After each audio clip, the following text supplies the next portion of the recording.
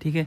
तो हम लोग आज सॉल्युबिलिटी टॉपिक के बारे में जानते हैं। सॉल्युबिलिटी टॉपिक से नीट में, जेईई मेंस में बहुत सारे क्वेश्चंस आ जाते हैं 3-4 साल 5 साल पे। तो मेनली सॉल्युबिलिटी के बारे में जानते हैं क्या होता है। ठीक है। तो देखो, जो तुम्हारी सॉल्युबिलिटी होती है वो बहुत सारे फैक्टर्स पे डिपेंड करती है। जैसे लैटिस एनर्जी हो गई, उसके बाद ये डिपेंड करती है हाइड्रेशन एनर्जी पे, उसके बाद ये डिपेंड करती है पोलराइजेशन पे, कभी कभी इंट्रॉपी पे भी डिपेंड करती है। ठीक है। लेकिन हम इन सारे को एक साथ तो कोरिलेट नहीं कर सकते ना। तो हम लोग उनकी सॉल्युबिलिटी पढ़ेंगे जो इनमें से किसी एक स्पेसिफिक पैरामीटर पे डिपेंड करती है। या तो वो पोलराइजेशन पे डिपेंड करेगी, या तो हाइड्रेशन इंथैल्पी पे डिपेंड करेगी, या तो तुम्हारी लैटिस एनर्जी पे या इंट्रॉपी पे डिपेंड करेगी। ठीक है। तो यहाँ पे पहले हम वो देखते हैं solubility for metal and non metal. ठीक है।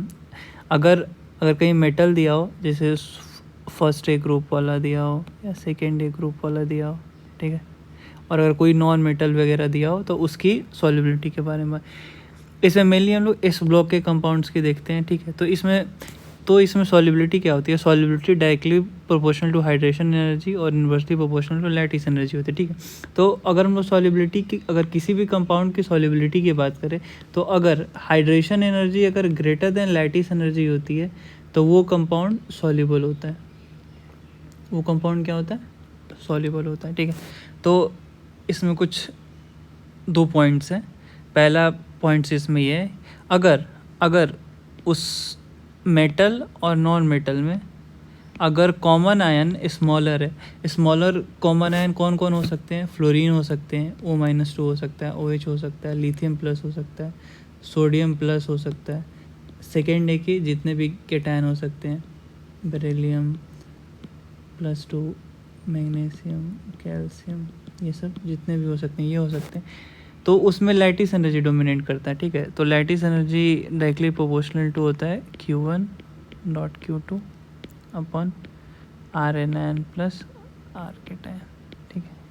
तो तुम्हारी lattice energy Q1 Q2 upon RnAn plus R cation पर डिपेंड करे।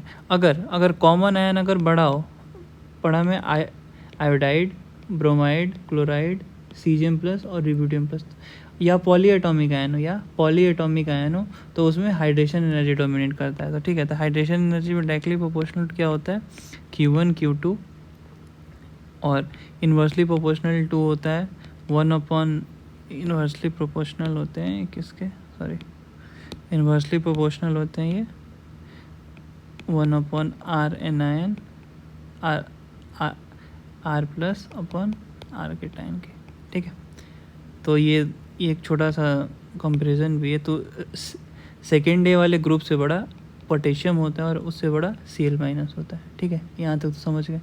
उसके बाद दूसरा पॉइंट है, अगर हम लोग सॉल्युबिलिटी अगर डी ब्लॉक की देखते हैं, पी ब्लॉक या डी ब्लॉक कंपाउंड्स की देखते हैं, या लेफ़्ट टू राइट जाते हैं, या बेरिलियम की हाईलाइट की देखते हैं, बेरिलियम की हाइलाइट की देखते हैं, तो उसमें जो सॉल्युबिलिटी होता है inversely proportional to polarisation power होता है। इन्वर्सली प्रोपोर्शनल टू क्या होता है? तुम्हारा पोलराइजेशन पावर होता है। ठीक है। तो पोलराइजेशन के बारे में भी तुम लोगों को पता ही होगा। एक मिनट मैं बता देता हूँ। पोलराइजेशन में मेनली क्या होता है? पोलराइजेशन में तो एनायन की साइज़ क्या होनी चाहिए? बड़ा होना चाहिए, और केटायन क्या होना चाहिए? स्मॉल होना चाहिए। अगर केटायन स्मॉल है तो ये केटायन स्मॉल है, छोटा, और एनायन बहुत बड़ा है, तो ये क्या करता है? इसको अपने तरफ अट्रैक्ट करता है, डिस्टॉर्ट करता है। तो ये इस तरफ डिस्टॉर्ट होकर इसकी साइज़ चेंज हो जाती है। ठीक है। इसको ऐसे समझ सकते हो तुम। ठीक है। तो एनायन की साइज़ क्या होनी चाहिए? बड़ी होनी चाहिए, और केटायन की साइज़ क्या होनी चाहिए? छोटी होनी चाहिए। ठीक है। तो चलो अब बहुत सारे क्वेश्चंस करते हैं। अप्रॉक्सीमेट 28 क्वेश्चंस हैं, जिसमें बहुत सारे प्रीवियस ईयर्स के आए हुए हैं, बहुत इंपॉर्टेंट क्वेश्चन। ठीक है। तो पहला पॉइंट्स ये देखते हैं। ठीक है। पहला क्वेश्चन है, इसमें देखते हैं, अब देखो इसमें कॉमन आयन कौन सा है, कॉमन आयन इसमें हमें दिखाई दे रहा है फ्लोराइड। कॉमन आयन कौन सा दिखाई दे रहा है हमें, F- दिखाई दे रहा है। फ्लोराइड क्या होता है F-, स्मॉल है। अगर ये स्मॉल है तो स्मॉल है और ये S ब्लॉक का है, ठीक है। तो सॉल्युबिलिटी क्या होती है, सॉल्युबिलिटी का देखो ऊपर क्या लिख रखा है, solubility directly proportional to hydration energy, inversely proportional to lattice energy. और अगर छोटा हो, और अगर छोटा कॉमन आयन हो तो लैटिस एनर्जी क्या डोमिनेट करती है, इसमें कौन डोमिनेट करता है, इसमें डोमिनेट करता है लैटिस एनर्जी, ठीक है। तो हम लोग ये लिख सकते हैं कि सॉल्युबिलिटी जो हो गई inversely proportional to lattice energy हो गई, ठीक है। लैटिस एनर्जी क्या होता है, Q1 Q2 अपॉन R, ठीक है, R के tan प्लस RN, ठीक है। तो इसमें जिसकी साइज ज़्यादा होगी, इसमें जिसकी साइज क्या होगी, ज़्यादा होगी, उसकी सॉल्युबिलिटी क्या होगी, जिसकी साइज ज़्यादा होगी उसकी सॉल्युबिलिटी क्या होगी बताओ, ज़्यादा होगी। अब देखो इसमें साइज किसकी ज़्यादा है, CGM प्लस की सबसे बड़ी साइज है थ्रेड इस डाउन द ग्रुप, तो किसकी सॉल्युबिलिटी ज़्यादा हो जाएगी, CSF की, उसके बाद RBF की, उसके बाद इसकी, ठीक है।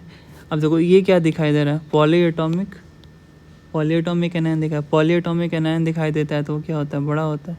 पॉलीएटॉमिक एनायन क्या होता है, बड़ा होता है। तो सॉल्युबिलिटी डायरेक्टली प्रोपोर्शनल टू क्या होता है, हाइड्रेशन एनर्जी उसमें होता है, hydration energy 1/R plus 1/R-, ठीक है।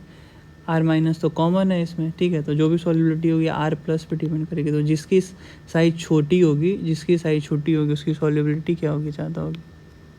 तो इसकी साइज क्या है, सबसे छोटी है ना, सॉल्युबिलिटी ज़्यादा। सेम टू सेम इसमें भी यही करना है। BaF2 BaCl2 BaBr2 और BaI2, इसमें कॉमन आयन कौन सा है, बेरिलियम +2, बेटा मांगे कन्या सुंदर वाला ग्रुप है, वो वाला है, ठीक है। तो ये सेकेंड डे का है। सेकेंड डे क्या होता है, तुम खुद से देखो यार, सेकेंड डे वाला क्या है, छोटा है। सेकेंड डे वाला क्या है, छोटा है। सेकेंड डे वाला का छोटा है तो सॉल्युबिलिटी क्या होगी, inversely proportional to lattice energy, मतलब R के tan प्लस RN की हो जाएगी, ठीक है। तो जिसका साइज़ बड़ा होगा उसकी सॉल्युबिलिटी क्या होगी, ज़्यादा होगा। तो इसमें देखो डाउन द ग्रुप जाने पे I की साइज़ क्या हो रही है, तुम्हारी बड़ी हो रही है ना, ये ज़्यादा हो जाएगी। तो इसका एक मतलब सिंपल सा सॉल्यूशन ये हो सकता है, अगर कहीं भी अगर तुमको अगर बड़ा एनायन कॉमन दिखे, तो उसमें जो ग्रुप स्टार्टिंग हो रही है वो सबसे बड़ी होगी। और अगर कहीं भी अगर छोटा एनायन दिखता है, कहीं अगर छोटा एनायन कॉमन दिखता है तो जो स्टार्टिंग होगा हमेशा छोटा होगा, ठीक है। अब देखो इसमें क्या क्या दिख रहा है, Cl2 Cl2 Cl2 Cl2 और Cl2 क्या होता है तुम्हारा, बड़ा होता है। तो स्टार्टिंग वाला क्या हो जाएगा, सबसे बड़ा हो जाएगा। इसको ऐसे भी समझ सकते हो कि Cl क्या है, बिग है। तो सॉल्युबिलिटी किस पे डिपेंड करेगी बताओ, सॉल्युबिलिटी हाइड्रेशन एंथैल्पी पे डिपेंड करेगी, मतलब 1/R प्लस 1/R-, ठीक है। तो जिसकी साइज़ छोटी होगी उसकी सॉल्युबिलिटी क्या होगी, ज़्यादा होगी। तो BCl2 की ज़्यादा हो जाएगी। अब देखो ये भी क्या है तुम्हारा, पॉलीएटॉमिक है ना, ये भी पॉलीएटॉमिक है। पॉलीएटॉमिक का मतलब क्या है तुम्हारा, बड़ा वाला है तो फर्स्ट वाला क्या हो जाएगा, सबसे बड़ा हो जाएगा। मतलब ये बिग वाला सेम कंसेप्ट है, SO4-2 वाला कॉमन है तो solubility inversely proportional to size हो जाएगा। तो जिसकी साइज़ सबसे कम होगी उसकी सॉल्युबिलिटी सबसे ज़्यादा होगी। तो बेरिलियम +2 की साइज़ सबसे कम है।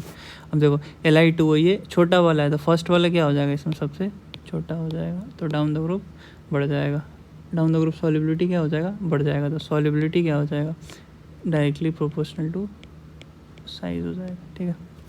ये देखो पॉलीएटॉमिक एनायन हो गया, पॉलीएटॉमिक को तो बड़ा, तो सबसे फर्स्ट वाला बड़ा हो जाएगा। तो LiCl4 बड़ा हो जाएगा, फिर NaCl4 बड़ा हो जाएगा, फिर KCl4 हो जाएगा। इसको ऐसे भी कर सकते हो, solubility inversely proportional to size हो जाएगा यहाँ पे, ठीक है। ये तो बहुत आसान है, ये सब हो जाएंगे। अब देखो इसमें भी देखो बेरिलियम हाइड्रोक्साइड है, मैग्नीशियम हाइड्रोक्साइड है। OH क्या होता है, स्मॉल में आता है, तो पहला वाला सबसे छोटा हो जाएगा, ठीक है। तो इसको ऐसे भी कर सकते हो, solubility directly proportional to size होता है, क्योंकि ये किस पे डिपेंड करता है, छोटे में बता किस पे डिपेंड करता है। अगर छोटे में किस पे डिपेंड करता है, लैटिस एनर्जी पे डिपेंड करता है। किस पे डिपेंड करता है, लैटिस एनर्जी पे डिपेंड करता है, ठीक है। अब देख LiCl और NaCl, तो NaCl क्या होता है, आयनिक होता है।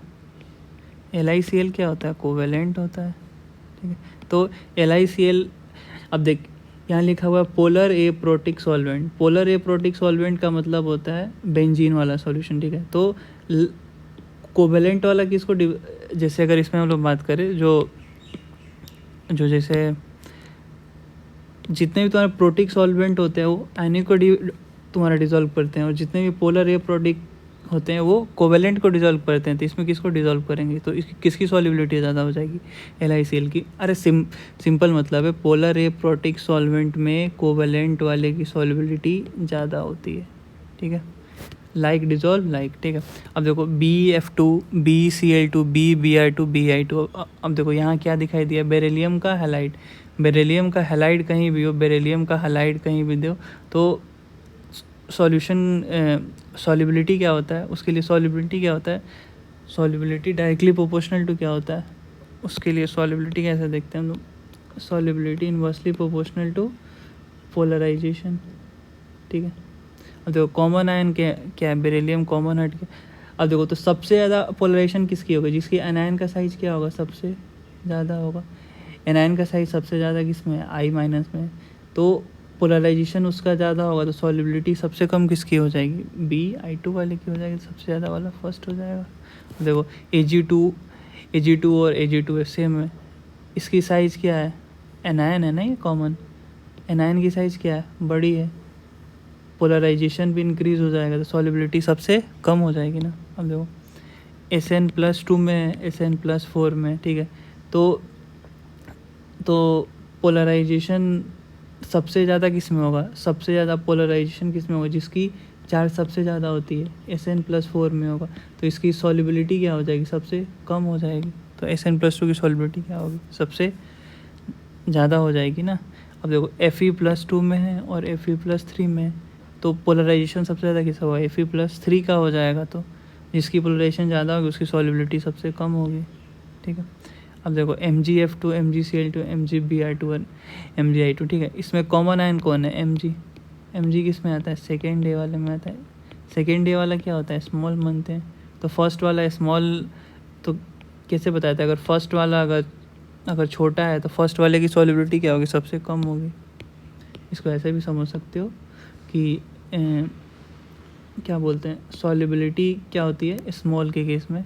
सॉल्युबिलिटी देखो स्मॉल के केस में क्या होती है, लैटिस एनर्जी की डायरेक्टली प्रोपोर्शनल होती है। लैटिस एनर्जी की क्या होती है, डायरेक्टली प्रोपोर्शनल होती है, ठीक है। तो सॉल्युबिलिटी क्या हो गया, R। सॉल्युबिलिटी क्या हो गया यहाँ पे, R प्लस R माइनस के डायरेक्टली प्रोपोर्शनल हो गया, ठीक है। तो जिसकी साइज ज़्यादा होगी उसकी सॉल्युबिलिटी ज़्यादा होगी। अब देखो पॉलीएटॉमिक है, बड़ा है, तो फर्स्ट वाले का सबसे ज़्यादा हो जाएगा, ठीक है। ये भी क्या है, पॉलीएटॉमिक है, सबसे ज़्यादा हो जाएगा। ये भी क्या है, पॉलीएटॉमिक दिख रहा है नहीं, तो फर्स्ट वाले का सबसे ज़्यादा हो जाएगा। ये तीनों में क्या हम लोग देखते हैं, पॉलीएटॉमिक वाले में क्या देखते हैं, हाइड्रेशन इंथैल्पी देखते हैं, जिसकी सॉल्युबिलिटी साइज जिसकी कम होती है उसकी सॉल्युबिलिटी क्या होती है, ज़्यादा होती है, ठीक है।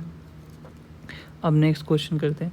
अब सेम भी ये भी सेम है तुम्हारा, पॉलीएटॉमिक है ना, ये भी पॉलीएटॉमिक है, तो हम लोग कैसे करेंगे इसको, पॉलीएटॉमिक है तो कैसे करेंगे, पिछले वाला क्वेश्चन जैसा हो जाएगा, पहले का सबसे ज़्यादा हो जाएगा। तो सॉल्युबिलिटी इनवर्सली प्रोपोर्शनल टू क्या होती है, साइज होती है, जिसकी साइज सबसे कम होगी उसकी सॉल्युबिलिटी सबसे ज़्यादा। कॉमन आयन कार्बोनेट है, इसमें भी सेम कंसेप्ट लगेगा। अब देखो इसमें कौन सा कंसेप्ट लगेगा, अब देखो कॉमन आयन अगर एक बार क्लोरीन हो, एक बार ब्रोमीन हो और एक बार आयोडीन हो, तो इसकी साइज़ क्या होती है, बड़ी होती है। तो साइज जिसकी बड़ी होती है उसका फर्स्ट वाला क्या होता है, सबसे बड़ा होता है। साइज जिसकी बड़ी हो उसका सबसे फर्स्ट वाला बड़ा होता है। तो इसमें क्या होती है, solubility inversely proportional to size, क्योंकि ये हाइड्रेशन एंथैल्पी पे डिपेंड करती है। किस पे डिपेंड करती है, हाइड्रेशन पे, ठीक है। अब देखो ये दोनों एक्सेप्शन होते हैं। इसमें हमारा ऑर्डर क्या होना चाहिए, पहला पॉलीएटॉमिक है, लेकिन क्या होता है, ये ऑर्डर उल्टा हो गया, कैसे हो जाता है, डाउन द ग्रुप जाने पे बढ़ जाता है, ठीक है, डाउन द ग्रुप जाने पे बढ़ जाता है। तो इसका मेन ऑर्डर क्या हो जाएगा, अगर हम लोग को इसको मेन ऑर्डर लिखना हो, सही ऑर्डर लिखना हो तो क्या हो जाएगा, सही ऑर्डर अगर लिखना हो तो ठीक है, इसमें भी सेम होता है, पॉलीएटॉमिक है तो क्या होना चाहिए, सबसे पहला वाला होना चाहिए, लेकिन इसमें क्या होता है, डाउन द ग्रुप जाने पे बढ़ जाता है, ठीक है। देखो इसका, इसमें देखो जो ये होता है ना, इस केस में हाइड्रोजन बॉन्डिंग हो जाती है, ठीक है, हाइड्रोजन बॉन्डिंग हो जाती है तो ये लीनियर चेन बना लेता है।